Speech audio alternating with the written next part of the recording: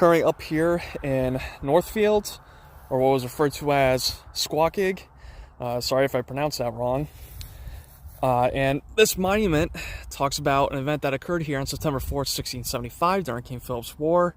And it states that on this plain, Captain Richard Beers and his men were surprised by Indians. So you can kind of get a sense for a location of where this ambush happened. Again, out here in Northfield.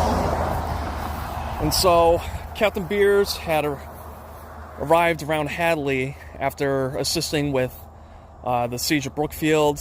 He came as reinforcement, along with the likes of Captain Lathrop and others.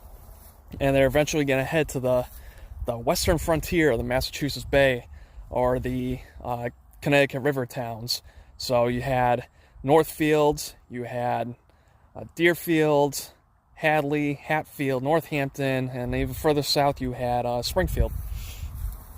But for Captain Beers here, he was unaware of an attack that occurred up in Northfield a few days prior to his arrival.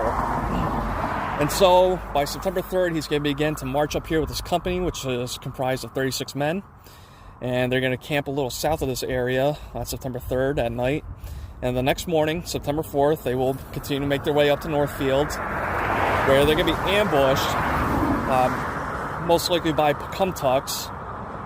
And in total, 20 men are going to be killed, among them being Beers himself. So over half of his company was killed that day. And then you had Major Robert Treat, who's coming up from Connecticut. He's going to arrive here on September 5th. He's going to find the bodies of Beers and his men.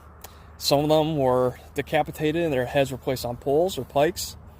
And so they are going to go ahead and give everybody a proper burial before making the retreat back down to Hadley, where all the companies were based at the time.